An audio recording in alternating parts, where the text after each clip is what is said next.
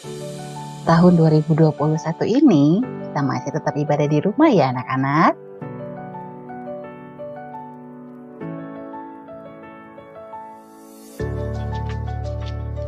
Tapi jangan sampai itu membatasi sukacita kita untuk memuji nama Tuhan. Mari kita siapkan hati kita, siapkan juga Alkitab kita, dan berdoa supaya Yesus memberikan Roh Kudus-Nya untuk menolong kita mengerti firman Tuhan. Selamat datang di ibadah Victory Kids Rehoboth Ebenezer versi online.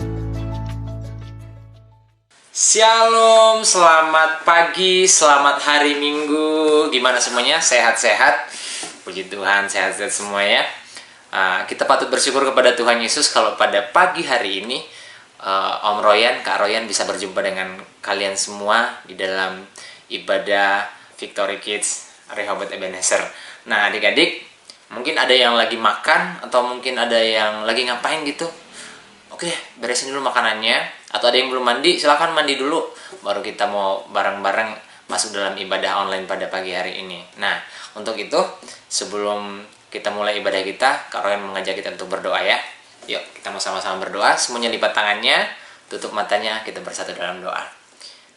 Bapa di surga, kami bersyukur buat pagi hari ini kalau Tuhan boleh memelihara setiap kami, terutama untuk setiap anak-anak-Mu yang ada di rumah Tuhan Yesus. Aku berdoa kepada setiap mereka Tuhan, mari Bapa di surga, Tuhan berkati mereka, tetap melindungi mereka Tuhan Yesus, apapun yang sedang mereka lakukan, biar tetap memuliakan nama Tuhan. Dan berdoa untuk setiap anak-anak-Mu Tuhan Yesus untuk masuk di dalam ibadah online pada pagi hari ini. Tuhan Engkau berkati mereka, kuduskan hati mereka Tuhan Yesus, supaya mereka boleh menerima firman Tuhan yang nanti akan disampaikan oleh hamba-Mu. Terima kasih Bapa di surga, berdoa untuk setiap gangguan yang ada. Kami berdoa supaya Tuhan menjauhkan segala gangguan yang ada Tuhan Yesus, entah itu dari kuota atau dari handphone dan sebagainya macamnya Tuhan Yesus, laptop yang kami pakai. Mari Bapa di surga, Tuhan lancarkan segala sesuatunya supaya ibadah kami boleh dapat berjalan dengan baik, sehingga nama Tuhan tetap dimuliakan dalam kehidupan kami. Terima kasih Bapa di surga, kami berdoa dan kami siap masuk dalam ibadah pada pagi hari ini. Haleluya, amin. Nah, sebelumnya untuk memulai ibadah kita mau ngasih satu pujian Yesus Pokok. Tahu lagunya ya? Nyanyi bareng-bareng ya. Yang tahu gerakannya, gerak bareng-bareng.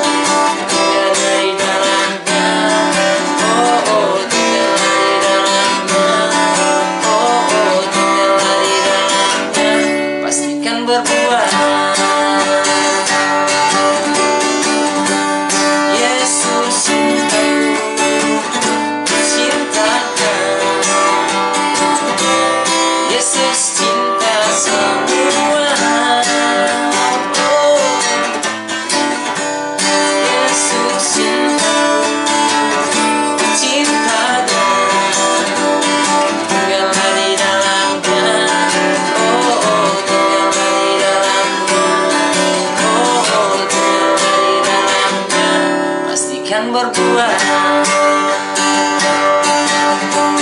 Tinggallah di dalamnya, oh oh, tinggallah di dalamnya, oh oh, tinggallah di dalamnya, pastikan berbuah. Oke, masih semangat memuji Tuhan? Yuk, kita mau siapkan hati kita mau mendengarkan sebagian daripada firman Tuhan. Yuk, kita mau siapkan hati kita. Kita mau angkat satu pujian. Firman-Mu pelita bagi kakiku.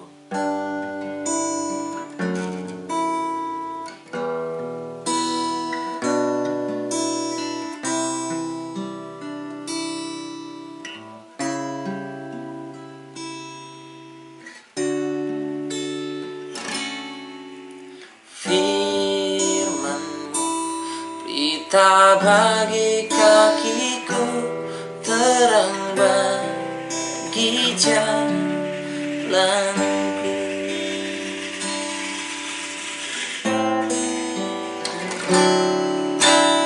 Firman, pelita bagi kakiku, terang bagi jalanku.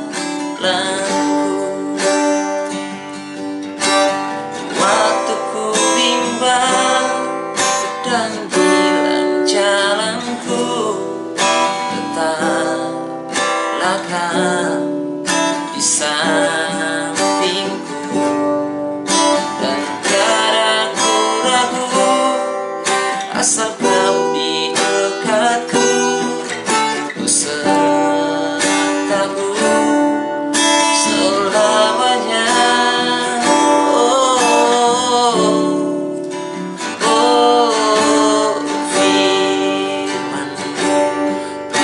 Bagi kakiku, terang bagi jalanku. Sekali lagi firman.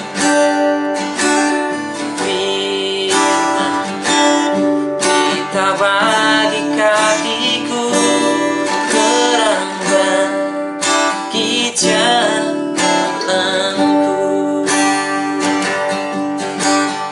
Waktu ku bimbang dan hilang jalanku, tetaplah Kau di sisiku, dan tiada ku ragu asal Kau di dekatku, ku sertaku selamanya.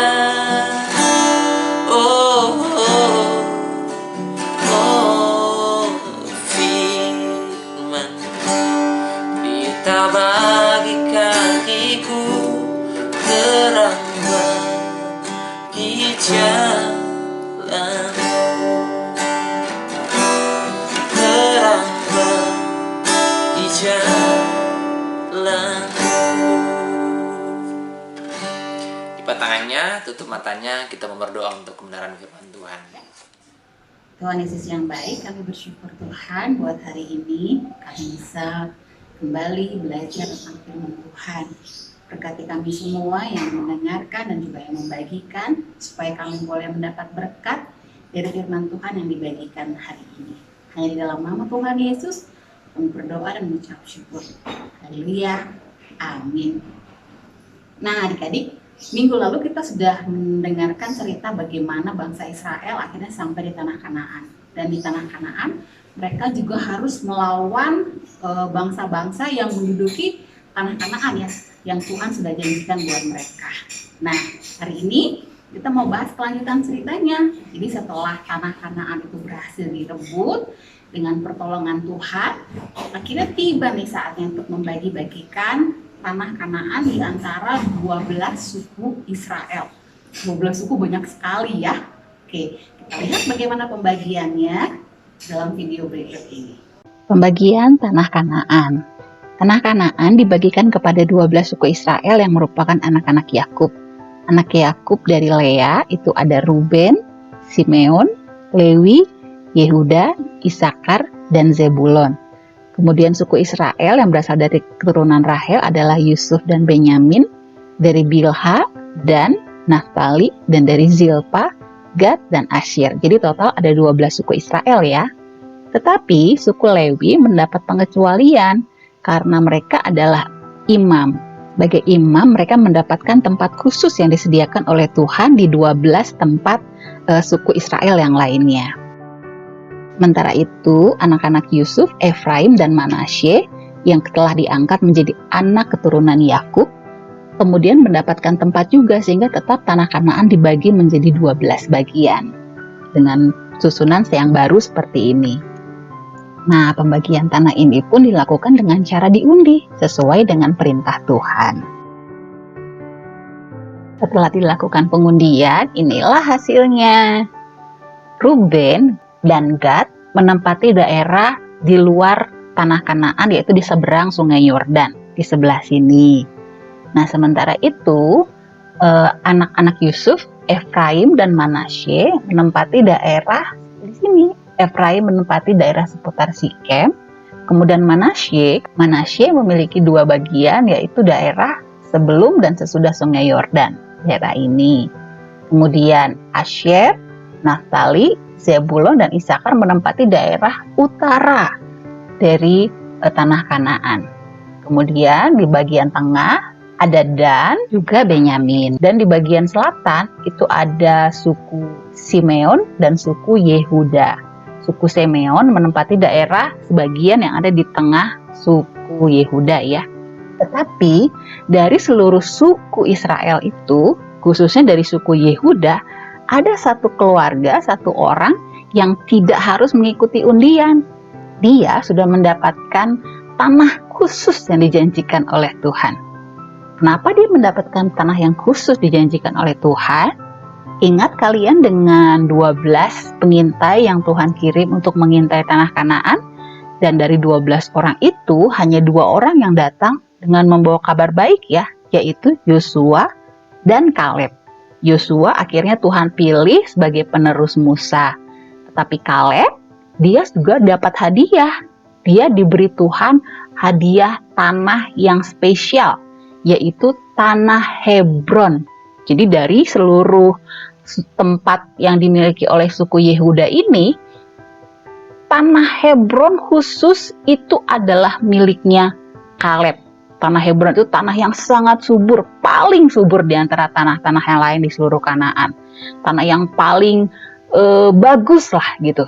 Jadi Kaleb mendapatkan tempat yang terbagus di seluruh tanah Kanaan. Karena apa?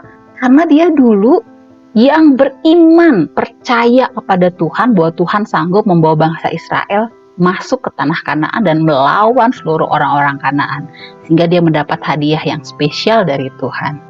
Lalu bagaimana dengan tempat untuk suku Lewi? Sebagai imam, suku Lewi tidak mendapatkan undian tanah untuk mereka tinggali. Tetapi sebagai gantinya Tuhan memberikan satu bagian khusus dari setiap bagian tanah suku yang lainnya. Jadi dari 12 pembagian tadi, bangsa Lewi, suku Lewi mempunyai sebidang tanah di masing-masing tempat yang dibagikan untuk 12 suku Israel tadi. Jadi mereka ada di mana aja, mulai dari utara sampai selatan ada suku Lewi. Karena mereka adalah imam, jadi Tuhan menempatkan mereka harus ada di setiap suku.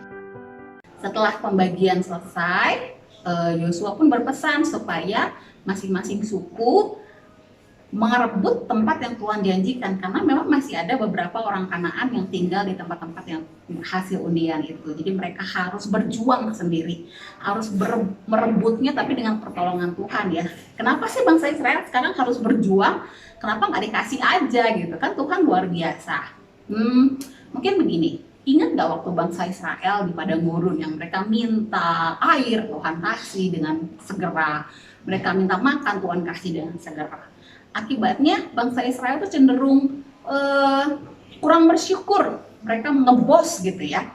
Nah sekarang untuk tanah Kanaan, Tuhan menyuruh mereka untuk berperang, untuk merebut sendiri. Mereka harus bekerja gitu.